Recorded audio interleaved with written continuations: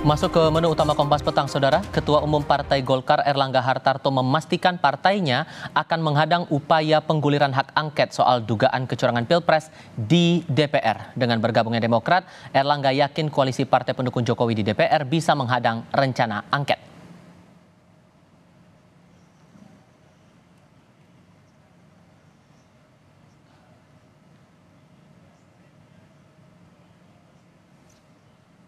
Ya kalau hak angket kan hak politisi DPR.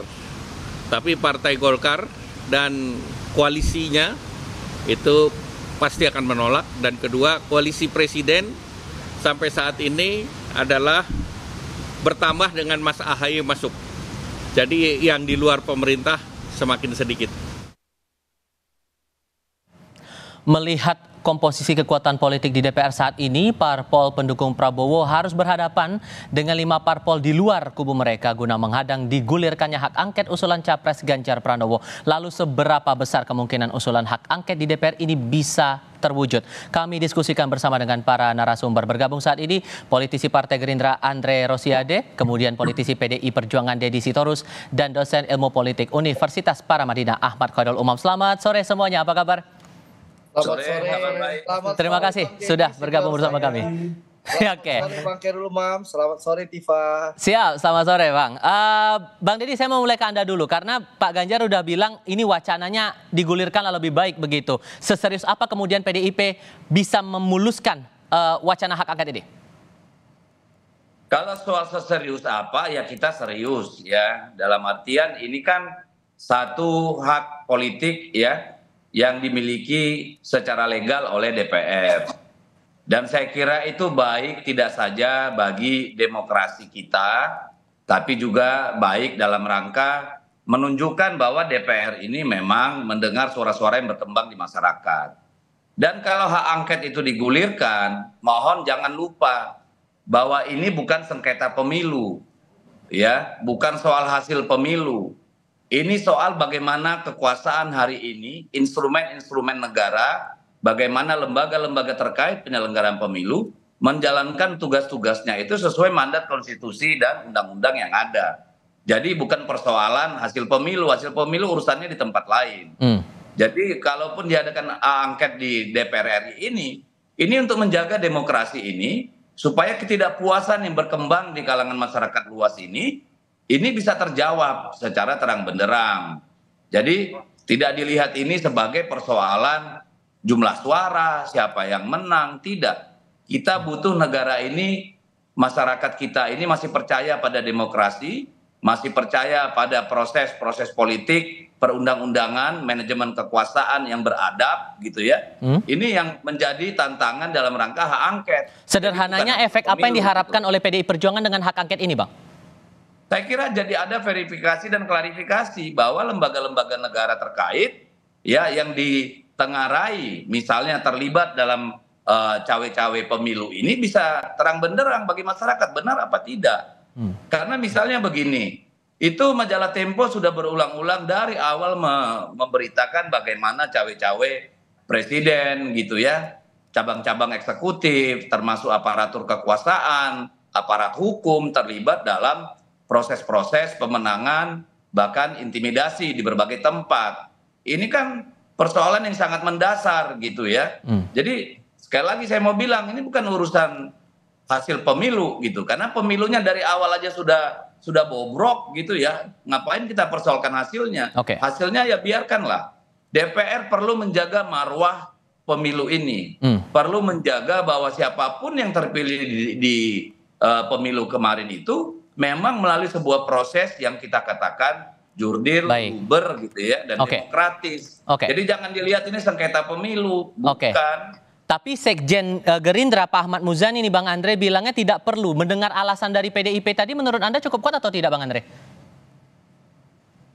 Ya, saya senang lihat Bang Deddy Sitorus ini udah pulang dari Kaltara ya.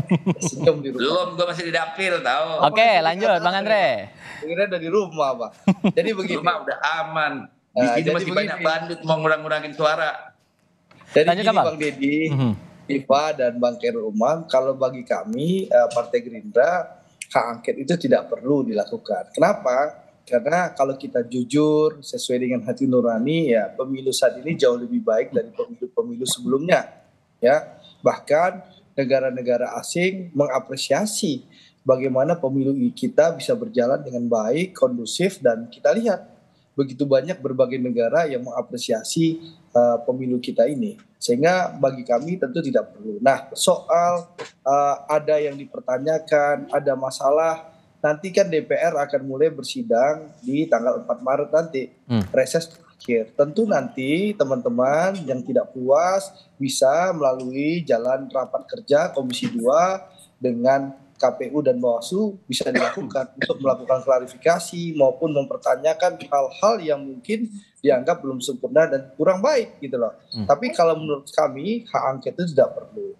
Ya, tapi sekali lagi kami menghormati hak konstitusi masing-masing orang bersuara, berpendapat maupun partai politik menyampaikan aspirasi. Karena sekalipun kemudian alasannya untuk verifikasi dan klarifikasi dugaan kecurangan itu tadi, Bang. Ya, tadi kan saya sampaikan, ini kan penghitungan suara, makanya Bang Deddy ternyata masih di dapil, kan beliau ini mengawal ini rekapitulasi manual yang dilakukan di tingkat kecamatan yang sedang berjalan saat ini. Dan di situ kan kita punya saksi-saksi, partai politik maupun calon presiden punya saksi TPS, saksi kecamatan, saksi kota kabupaten, dan saksi provinsi sampai saksi tingkat nasional. Dan itu mengawal, dan sekarang ada di kecamatan. Jadi sehingga saksi-saksi kecamatan ini akan mencatat, memastikan ada kecurangan atau tidak ada. Nah, jadi menurut saya itu tidak perlu. Nah, kalau ada yang perlu dipertanyakan, nanti Bang Deddy punya pimpinan Komisi 2, silahkan saja dalam rapat kerja Komisi 2 DPR memanggil Bawaslu dan KPU untuk menanyakan hal-hal yang tidak puas. Tapi soal perlu ada tidaknya hak angket kami jelas. Partai Gerindra menyatakan tidak perlu. Karena apa? Karena pemilu kita jauh lebih baik dari sebelumnya dan juga kita lihat bagaimana pemantauan dan negara-negara yang lain mengapresiasi bahwa pemilu kita ini berjalan. Ini saya harus flashback. Silakan. Ini saya harus flashback bagaimana komentar Andre tahun 2019, komentar Prabowo tahun 2019 ini. Jadi ini cuma tukar posisi aja kayaknya Pak Andre ya. Kalau dibilang ini pemilu paling bagus, ini pemilu paling brengsek dalam sejarah. Oh, hati-hati kita dalam siaran, Bang. Saya ya nggak apa-apa, saya bilang ini pemilu paling brengsek. Kenapa saya katakan paling brengsek? Baru kali ini pemilu untuk milih presiden tuh bayar 300.000, Pak. Dan saya punya banyak orang yang bersedia testimoni soal itu. Bagaimana suara Ganjar di dapil saya yang survei 2 hari sebelumnya 48%, gembos jadi 4%, itu masyarakat satu kampung dapat 300.000. Ya, itu fakta yang terjadi di lapangan. Makanya saya bilang, kita nggak mempersoalkan hasil. Ya, hasil nanti urusannya di tempat lain gitu. Bisa ke MK. Ini bagaimana integritas pemilu kita, integritas eksekutif kita, integritas lembaga-lembaga terkait kepemiluan kita ini bekerja. Jadi itu yang jadi persoalan, bukan hasil pemilu. Hasil pemilu sudahlah. Bagaimana mau menjelaskan secara teoritik, secara akademis, lompatan begitu banyak persennya, ya dari 38% sampai 40%, suara Prabowo Gibran misalnya melompat ke 50% lebih, itu tidak akan ada yang bisa jelasin, Mbak. Ya silakan mau teori manapun. Dan kalau dibilang negara-negara yang memuji, saya bisa tunjukkan seabrek-abrek media yang menganggap demokrasi kita rusak. Gitu. Sudah ada beda pandangan di sini, Mas Umam. Dan kalau Anda mencermatinya, Mas Umam, semulus apa kemudian hak angket ini wacananya bakal terrealisasi? Mas Tifal, bagus pertanyaannya, sehingga kemudian saya tidak perlu melerai itu antara Bang Andre dan Bang Deddy. Karena bagaimanapun juga begini, kubu 01 dan juga kubu 03 dihadapkan pada sebuah realitas, ada gap gap suara elektabilitas yang cukup signifikan, terutama pada konteks pilpres. Maka yang bisa dilakukan hanya dua, satu menerima, yang kedua menolak. Kalau misal menerima dengan catatan pasti ini adalah sebuah penerimaan terhadap apa yang tadi disampaikan oleh Bang Deddy, bahwa ini adalah sebuah pelanggaran yang kemudian dianggap terstruktur, sistematis, dan masif. Tetapi kalau misal kemudian menolak, pilihannya dua. Apakah kemudian melakukan perlawanan secara konstitusional, dalam konteks ini melalui MK, ataukah jalur lain? Kalau melalui MK, maka kemudian pertanyaan dilanjutkan. Apakah Bang Deddy termasuk kubu 01 percaya terhadap kredibilitas MK yang sebelumnya enggak lah. jadi materi bulan-bulanan bagi kubu 01 dan kubu 03. Maka dalam konteks ini agenda untuk membuat angket di DPR adalah sebuah upaya perlawanan sebagai bentuk mosi tidak percaya terhadap sistem penegakan hukum melalui Mahkamah Konstitusi. Maka di dalam konteks ini tampaknya agendanya adalah upaya untuk tentu mempertanyakan legitimasi atau dalam bahasa vulgarnya adalah delegitimasi kredibilitas hasil pemilu di 2024, tetapi kemudian tidak menggunakan jalur di Mahkamah Konstitusi, tetapi kemudian menggunakan pendekatan politik. Kalau misalnya ditanya seberapa lancar, andai saja kubu 01 solid, kubu 03 solid, tidak ada elemen kekuatan yang beredel, maka besar kemungkinan ini akan menjadi sebuah pertarungan yang cukup sengit. Karena akumulasi kubu 01 dan juga kubu 03 itu praktis berdasarkan hasil QC, quick count secara umum, itu bisa mencapai sekitar 50,02%. Artinya itu hampir separuh dari kekuatan politik di parlemen. Nah kalau misal kemudian hal ini bisa dikonsolidasikan tentu sangat baik. Dan ini akan membuka ruang apakah kemudian tudingan-tudingan, dugaan, kekhawatiran, concern tentang kredibilitas pemilu betul-betul terjadi ataukah sebenarnya ini ya bagian dari sebuah perdebatan bagi mereka yang kalah secara umum menurut pertanyaan dari Pak Mahfud. Tetapi di saat yang sama saya menduga ada sejumlah kekuatan politik terutama di kubu 01 kemarin sudah melakukan pertemuan terbuka dengan Pak Jokowi, kemudian juga di kubu 03 saya berkeyakinan ada feeling meskipun perlu dikonfirmasi tampaknya P3 merasa akan jauh lebih aman jika kemudian melakukan pendekatan terhadap siapa yang menang. Termasuk kita juga membaca dinamika yang berlaku hari ini. Ada nama Agus Harimurti Yudhoyono yang dilantik dari pihak Demokrat, dilantik oleh Presiden Joko Widodo sebagai Menteri ATR BPN begitu. Apakah kemudian ini bisa dibahasakan sebagai upaya dari Presiden Jokowi menghadang upaya untuk hak angket di DPR ini, Mas Umam? Kita diskusikan nanti ya. Kami akan lanjutkan usai jeda berikut ini. Mas Umam, Anda bilang potensi P3 akan berpindah ke kubu yang seberang begitu. Kemudian kita membaca juga pergerakan Pak Jokowi bertemu dengan Ketua Umum Partai Nasdem. Anda melihat bahwa ini ada upaya untuk menghadang hak angket ini tidak mulus berjalan di DPR oleh Presiden Jokowi, Mas Umam? Ya, kalau misal kita cermati, concern dari pemerintahan Jokowi di 8 bulan terakhir ini adalah salah satunya adalah menciptakan sebuah posisi soft landing yang betul-betul bisa istiqomah secara politik. Karena bagaimanapun juga tentu Jokowi sudah bisa membaca pergerakan, terutama kalau misal kemudian PDIP, partainya Bang Deddy, yang per hari ini tampaknya sedang didekati betul secara intensif untuk diyakinkan mencoba masuk di pemerintahan mendatang. Kalau misal kemudian pendekatan itu tidak berhasil dan kemudian berlanjut dengan menyalakan mesin politik oposisinya di parlemen, maka yang bisa dilakukan adalah mencoba untuk menarik elemen-elemen kekuatan yang per hari ini tidak berada di koalisi 02. Maka partai-partai kelas menengah seperti Nasdem, let's say termasuk kemudian PKB kalau misal dihitung, termasuk juga P3 yang elektabilitasnya berada di margin parliamentary threshold 4%, maka besar kemungkinan mereka akan ditarik karena karakter dari partai-partai menengah itu cenderung untuk tidak siap berhadapan-hadapan dengan kekuasaan, termasuk partai kecil. Mereka tidak didesain untuk berani dan kuat berpuasa dari kekuasaan. Maka ini adalah ruang bagi mereka untuk melakukan negosiasi dan juga kompromi. Terlebih Mas Tifal, situasi per hari ini Gerindra tidak mendapatkan kutel efek sama sekali dari Pak Prabowo, yang mendapatkan elektabilitas luar biasa, 60%. Tapi kemudian angkanya tidak masuk di Gerindra. Nah, dalam konteks transisi kekuasaan, terutama praktis di 1 tahun pertama kekuasaan, yang harus diciptakan adalah stabilitas politik dan pemerintahan. Untuk bisa menciptakan itu, belajar dari pengalaman pemerintahan sebelumnya, praktis Presiden baru membutuhkan sekitar 70% kekuatan politik di parlemen. Oleh karena itu, saya pikir Pak Prabowo, termasuk Bang Andre, akan menyatakan ahlan wa sahlan kepada siapapun yang kemudian bisa diajak, meskipun per hari ini berada di kubu yang lain. Mas Tifal. Kalau begitu Bang Deddy sebagai partai yang posisinya paling kuat di DPR 128 kursi, gimana caranya atau komunikasi apa yang diupayakan begitu agar di kubu 01 dan kubu 03 ini sepakat di DPR untuk hak angket itu tadi? Saya kira kan begini, soal bagi-bagi kursi kabinet nanti kan masih setelah Oktober. Saya mengajak teman-teman di 01, 03, mari berpikir tentang bangsa. Kita perlu menuntaskan masalah ini sehingga ketika pemerintahan baru siapapun nanti, itu bisa berjalan dengan baik, dengan legitimasi yang kuat. Makanya dari awal saya bilang hak angket ini penting, bukan untuk mempersoalkan hasil pemilu, tetapi untuk mempersoalkan seluruh proses kepemiluan kita.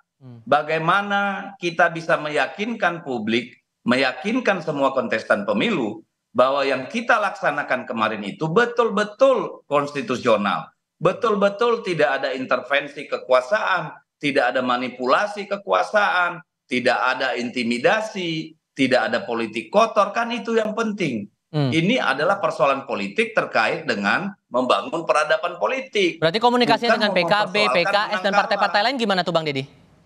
Nah kan itu sangat terpulang pada mereka. Kalau mereka juga mau menjadi bagian kekuatan politik yang mau dilihat rakyat sebagai peduli terhadap bagaimana membangun kelembagaan politik, proses politik yang baik dan benar, ayolah kita interpelasi. Karena apa? Tidak ada yang salah dengan interpelasi. Itu hak konstitusional dan kita pasti jaga itu sebagai proses, katakanlah, menyelesaikan persoalan-persoalan yang terjadi sampai pemilu kemarin supaya pemerintahan berikutnya itu punya legitimasi yang kuat gitu loh. Jadi nggak usah ditakutin bahwa ini adalah upaya untuk katakanlah mendelegitimasi atau tidak puas. Gitu. Saya kira itu jauh dari itu. Bagi kami yang penting bagaimana kita punya komitmen yang sama untuk menyatakan yes, this is a fair election. Ya, kalau itu sudah ya silakan.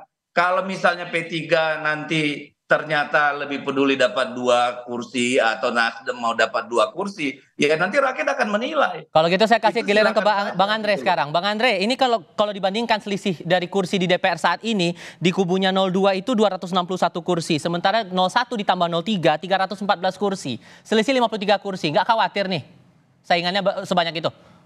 Jadi pertama sebelum masuk pertanyaan Tifa ya, saya mau jawab berapa hal dulu. Bang Deddy mempertanyakan angka 38% Pak Prabowo kok bisa melejit menjadi 58%. Sebenarnya kalau Bang Deddy menyimak, karena mungkin sibuk di dapil dalam beberapa bulan ini, Profesor Khairul Umam ini hampir setiap hari warawiri di seluruh televisi termasuk di Kompas TV menjelaskan kenapa suara Pak Prabowo itu naik secara bertahap dari 38 ke 42, 43, 46, 47 sampai tembus di angka 51 dan 52 ya.